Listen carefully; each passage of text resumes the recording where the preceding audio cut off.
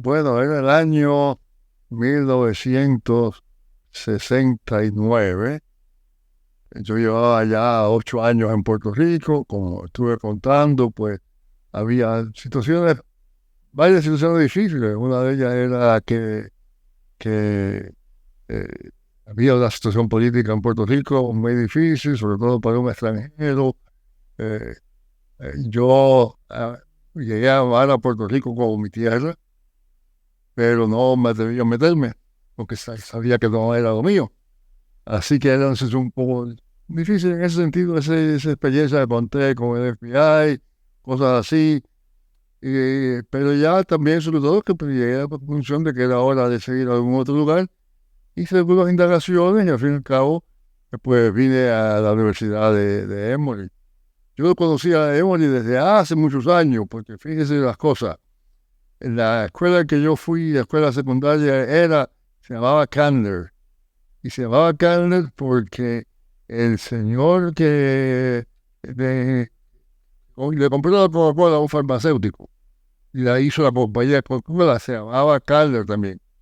Y eran dos hermanos, uno de ellos fue el gran multimillonario que fue el que creó la Coca-Cola, y el otro era un hermano que era obispo metodista y fue obispo en Cuba, y en la Florida, etc. Así que quiere decir que yo conocía ese nombre desde que yo era muchacho, venía el coro de Emory a cantar allá a la escuela en que yo venía y todo eso. Después mi hermano vino a estudiar en Emory y estuvo estudiando en Emory, sacó su doctorado aquí, cuando ya yo cuando yo estaba en Puerto Rico. Por los 60 terminó su doctorado en el Antiguo Testamento. Así que para mí venir aquí era venir a un lugar que ya yo más o menos conocía, aunque fuera de lejos. Había muchas cosas muy buenas, unos profesores, varios de ellos muy amables, muy buena recepción, los estudiantes. eh, pero siempre yo nunca sentí que este era mi lugar, que ese era mi lugar. Por muchas razones. Una razón yo creo que era que eh, cuando yo estaba en Puerto Rico, yo estaba pensando que estaba haciendo una cosa que era lo mío y que yo se podía hacerlo y que yo era la persona para eso. Estando aquí estaba enseñando y yo sabía que había miles de personas que estaban buscando posiciones como la mía y yo tenía ese cargo y podía hacerlo, pero no creo que fuera mucho mejor que lo que hacía o podía hacer cualquier otro. De manera que no sentía ese fervor de vocación, ese sentido de que estaba haciendo algo que en realidad hacía un impacto, estaba haciendo un trabajo. Bueno, muy agradable, pero un trabajo.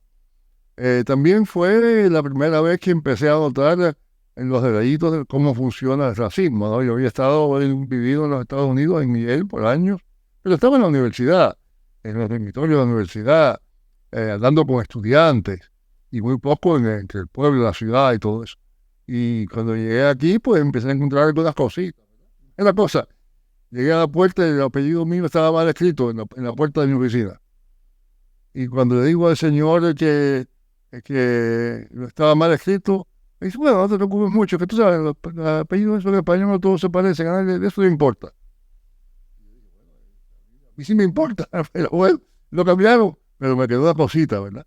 Eh, Después, hemos llegado a un lugar muy liberal en su política, todavía, pero en la facultad, en la facultad de teología, no había una sola mujer, no había una sola persona que no fuera blanco.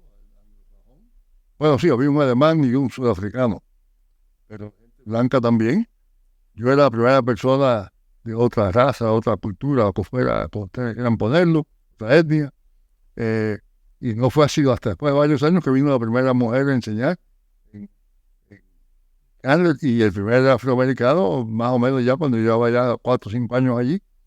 De manera que era un lugar, sí, muy abierto, pero al mismo tiempo con una especie de cerradez que ellos mismos no reconocían, que puede ser hasta peor. Y sí que yo estaba bien, estaba cómodo, pero estar cómodo no es estar contento.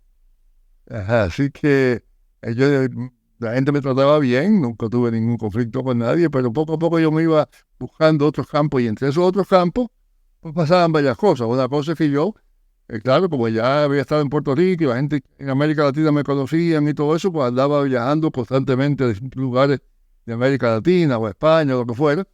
Y eso era lo que yo hacía de verdad con ganas.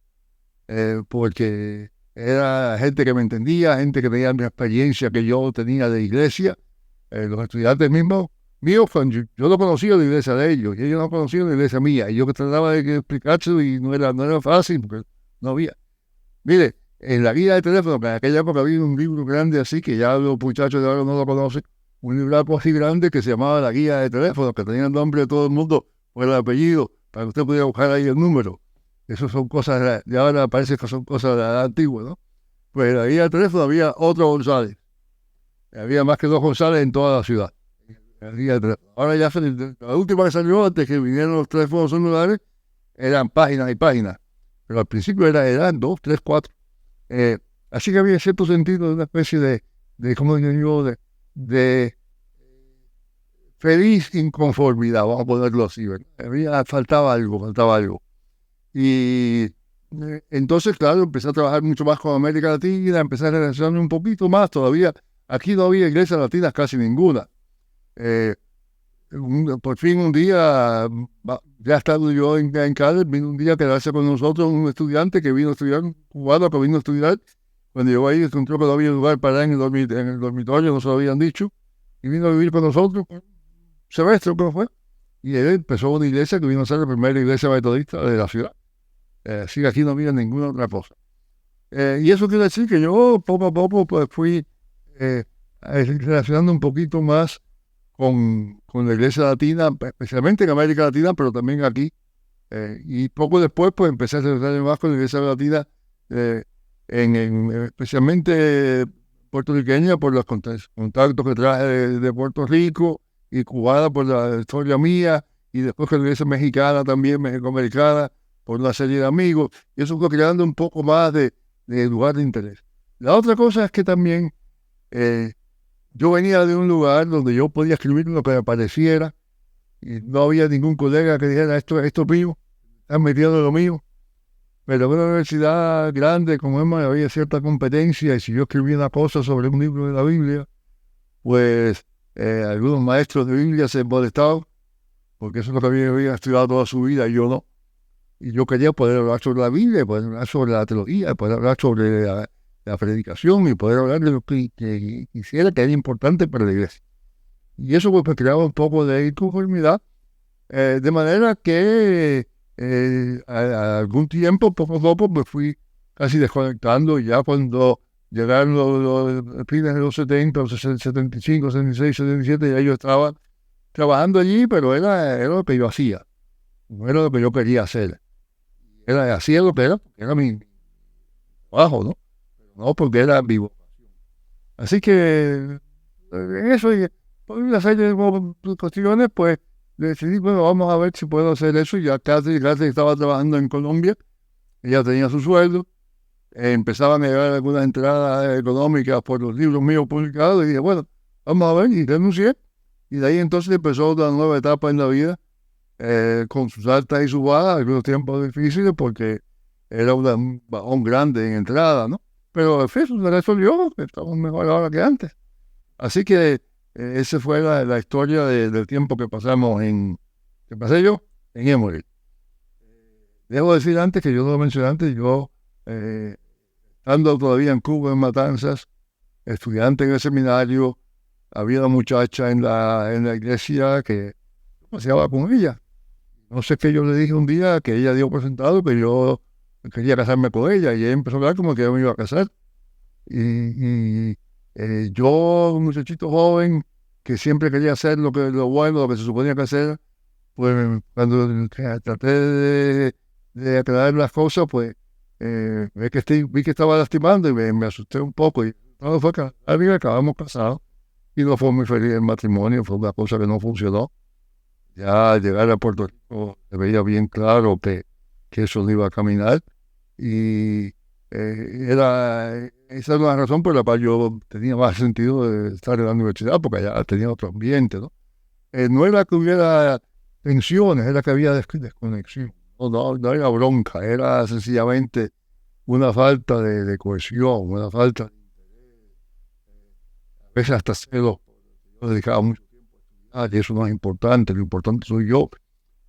Así que Poco a poco se fue, ya estaba, de hecho, una razón por la cual vinimos para acá es que yo pensaba que cambiando de ambiente iba a cambiar las cosas, no fue así. Fue un poco peor porque la universidad era mucho más exigente en cuanto al asunto académico, bien hecho, todo eso. Así que ya estaba todo eso deshecho, estábamos en proceso de separarnos. Cuando llegó una llamada, eh, yo había trabajado mucho con el Consejo Mundial de Iglesias Asuntos Ecuménicos y el Consejo Nacional de Iglesias de los Estados Unidos tiene una cosa que llaman la Comisión de Fe y Orden, una comisión de delegados de iglesias que se dedican a discutir, no para ponerse de acuerdo necesariamente, pero para conocerse, quizás para ponerse de acuerdo, pero cuestiones de diferencias de doctrina, diferencias en cuanto a la manera en que se maneja la iglesia, por eso dicen de fe y orden, ¿no? Y es una conferencia que es una principal en el Consejo Mundial y me llamó la Iglesia Metodista para pedirme que yo la representara en, en esa comisión. Eh, yo no tenía mucha ganas de ir. Estaba en el medio del tercer volumen de la historia del pensamiento cristiano. Aquello cambió mi vida porque en un edificio que hicieron con dinero de unas personas ricas que estaban convencidas del asunto ecuménico, está todavía allí un edificio grande. Era un lugar para que todas las iglesias tuvieran ahí sus cuarteles generales. Allí tenía su cuartel general de la Iglesia Metodista, la Presbiteriana, el Consejo Nacional de Iglesias, el Consejo Mundial de Iglesias, varias iglesias, denominaciones, organizaciones, y ahí fue que fue la reunión. Y allí fui yo, digo otra vez, pocas ganas, pero ahí estaba mi destino. Y esa parte del destino, estoy convencido, puesto en el camino por Dios. Era una profesora de historia de la iglesia también, presbiteriana, que cosa rara que tenía el apellido González. Empezó otro capítulo de mi vida y debo decir que el mejor capítulo de todos ellos.